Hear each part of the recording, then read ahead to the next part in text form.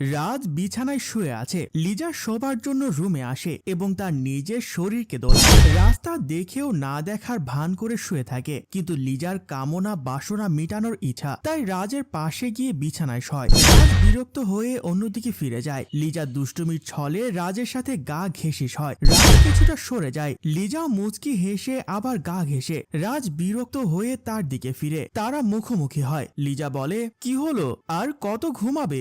রাজ কোনো কথা বলে না। লিজা আরো রাগে ফুলতে থাকে এবং বলে, তোমাকে কি আমার জোর করা লাগবে? তখন রাজ বলল, জোর করে আমার দেহ পাবে, মন পাবে না।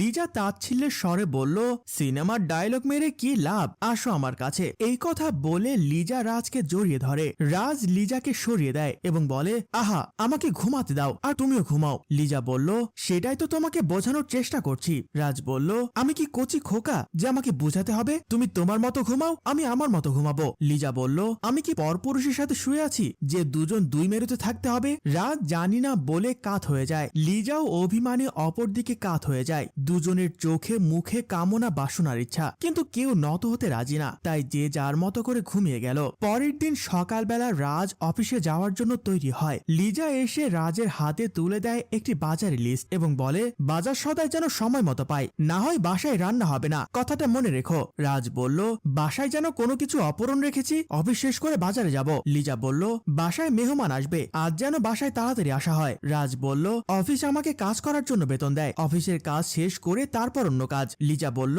দুপুরের খাবার যেন ঠিক টাইমে খেয়ে নেয়, আমি ফোন করে মনে করে দিতে পারবো না। রাজ বলল, পেট যখন আমার, খিদে লাগলে আমার লাগবে। লিজা বলল, কষ্ট করে রান্না করি, নষ্ট করলে আমার খারাপ লাগবে। রাজ বলল, করা টাকা খরচ করে বাজার করে আমি, আমার কষ্ট হয় না? তোমার সাথে বকবক করলে আমার দেরি হয়ে যাবে। এই কথা বলে রাজ বের হয়ে গেল আর লিজা ভিতরে চলে গেল।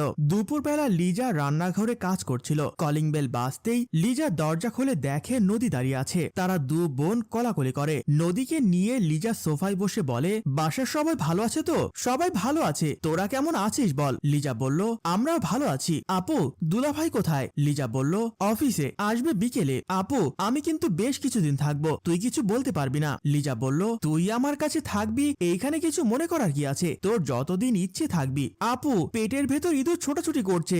বুঝেছি, তোর অনেক খিদে লেগেছে, চল তোকে খেতে দেই। এই কথা বলে লিজা নদীকে নিয়ে ভেতরে চলে যায়। মধ্যরাতে নদী গোসল করছে। এদিকে রাজ আর লিজা বিছানায় শুয়ে আছে। লিজা গভীর ঘুমে বিভোর। হঠাৎ রাজের ঘুম ভেঙে গিয়ে কান পেতে শুনতে পায় পানি পড়ার শব্দ। রাজ বিছানা থেকে নেমে বাহির হয়ে গেল।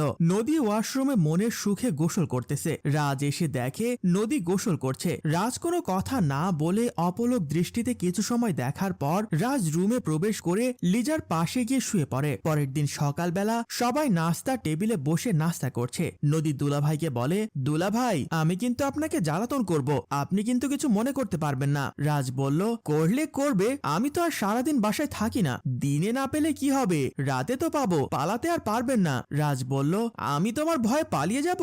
লিজা বলল, নাকে দড়ি পড়েছে, পালিয়ে যেতে পারবে না। রাজ বলল, আমি অফিসে গেলাম বলে রাজ উঠে চলে গেল। আর নদী বলে, আপু, কিসের যেন পোড়া পোড়া গন্ধ পাইতেছি। লিজা বলল, কই না তো, চুলায় তো কিছু নেই, পোড়া গন্ধ আসার কথা না তো। এই পোড়া সেই পোড়া না, তোদের মাঝে কি হয়েছে বলতো? লিজা বলল, কই না তো, আমাদের মাঝে আর কি হবে, আমি তো বুঝতে পেরেছি কিছু একটা হয়েছে। লিজা বলল, বেশি বুঝিস না তো, খেয়ে নে। লিজা উঠে চলে গেল আর নদী খেতে লাগলো। রাতে রাজ সোফায় শুয়ে আছে, ঘুমে যেন বিফোর। নদী ওয়াশরুম থেকে বের হয়ে যেতে চোখ পড়ে রাজের দিকে। রাজ তখনও ঘুমে মগ্ন। নদী ধীরে ধীরে এগিয়ে যায় রাজের দিকে। নদী রাজের পাশে বসে রাজের দিকে তাকিয়ে আছে। নদী রাজের দিকে অপলক দৃষ্টিতে তাকিয়ে আছে, যেন ক্ষুধার্ত বাঘ চিবিয়ে হাড় মাংস খেয়ে একাকার করে ফেলবে। নদীর যেন আর সহ্য হচ্ছে না। নদী রাজের লজ্জাস্থান ধরে জাগাতে থাকে। এইভাবে নদী তার কামনা মিটাতে থাকে। সকালবেলা লিজা রাজকে ডাকতে এসে দেখে রাজের লজ্জাস্থানের জায়গা ভেজা এবং ডেকে বলে,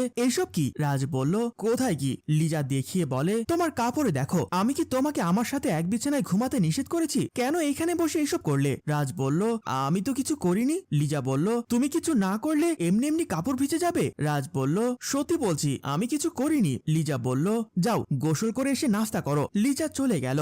রাজ নিজের কাপড়ের দিকে তাকাচ্ছে, এমন সময় টাওয়াল নিয়ে এসে নদী বলে, যাও গোসলটা করে নাও। রাজ নদীর দিকে হা করে তাকিয়ে আছে। খুব আরাম পেয়েছো তাই না? রাজ বলল, কিসের আরাম? নদী বলল, না মানে আরাম করে সোফায় ঘুম হয়েছে কিনা না বলছি। রাজ বলল, হ্যাঁ ঘুম তো ভালো হয়েছে। রাজ টাওয়াল নিয়ে ওয়াশরুমের দিকে চলে গেল। নদী মুচকি হেসে রুমে চলে গেল।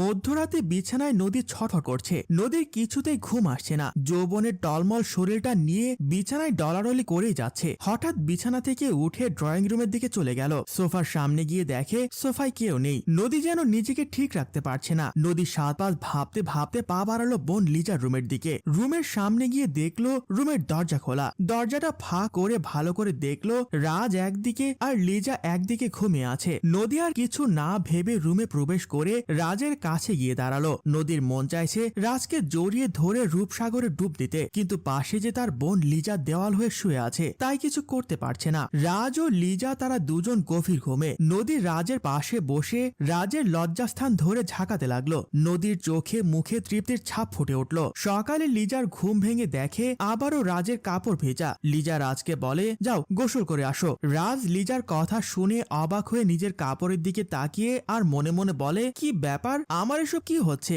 আমি কি তাহলে ধীরে ধীরে অসুস্থ হয়ে পড়ছি? না না, তা হবে কেন? লিজা বলল, কই যাও না, গোসলটা করে এসো। রাজ বলল, এই তো যাচ্ছি।